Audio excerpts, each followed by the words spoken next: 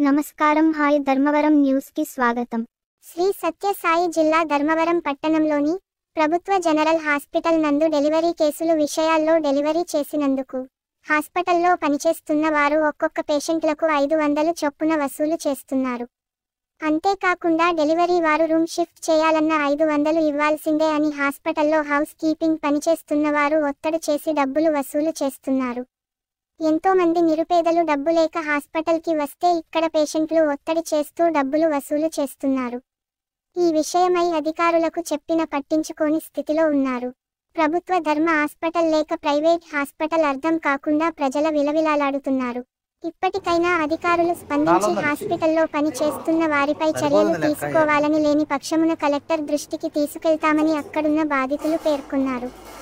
Dharmavaram Indiramma colony 28వ వార్డులో నివసిస్తున్న గుండెపోటుతో మరణించడం జరిగింది. విషయం తెలుసుకున్న మంత్రిగారి కార్యాలయం సిబ్బంది మరియు బీజేపీ నాయకులు డోలా రాజారెడ్డి గారు, వారి కుటుంబానికి రాష్ట్ర మంత్రివర్యులు సత్యకుమార్ యాదవ్ గారు మీ కుటుంబానికి అండగా ఉంటారని భరోసా ఇచ్చి వారి కుటుంబానికి తనవంతు సహాయంగా 5,000 ఆర్థిక సహాయం చేశారు.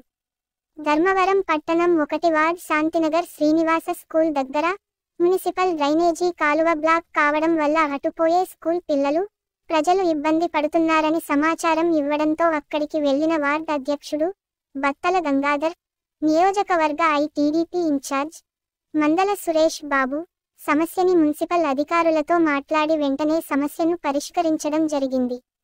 గుంతకల్లు రైల్వే డిఆర్ఎం ఆఫీసులో ముగిసిన సోదాలు.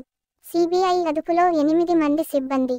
గుంతకల్లు రైల్వే డిఆర్ఎం కార్యాలయం వివిధ విభాగాల్లో సిబిఐ సోదాలు చేసింది. రైల్వే డిఆర్ఎం వినీత్ సింగ్ నివాసంలో తనిఖీలు పూర్తయ్యాయి. అక్కడ భారీగా బంగారం, నగదు పట్టుబడింది.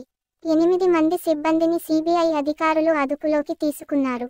గుంతకల్లు డిఆర్ఎం వినీత్ సింగ్, డిఎఫ్ఎం ప్రదీప్ బాబు, సిబ్బంది రాజు, ప్రసాద్, బాలాజీ సిబిఐ అదుపులో ఉన్నారు. నిందితులను వైద్య పరీక్షల నిమిత్తం గుంతకల్లు ప్రభుత్వ ఆసుపత్రికి తరలించారు. వైద్య పరీక్షల అనంతరం వారిని సిబిఐ కోర్టుకు తరలించనున్నారు. గుంతకల్లు డిఆర్ఎం కార్యాలయంలో భాగమైన ఆర్థిక విభాగంలో సికింద్రాబాద్కు చెందిన సిబిఐ అధికారులు గురువారం దాడులు చేశారు. ఆర్థిక విభాగంలో పని చేస్తున్న senior division finance manager DFM Pradeep బాబుతో పాటు మరికొందరు సిబ్బంది అవినీతికి పాల్పడుతున్నారనే ఆరోపణలు రావడంతో సిబిఐ అధికారులు గత 3 రోజుల నుంచి గుంతకల్లులో మకాం వేశారు.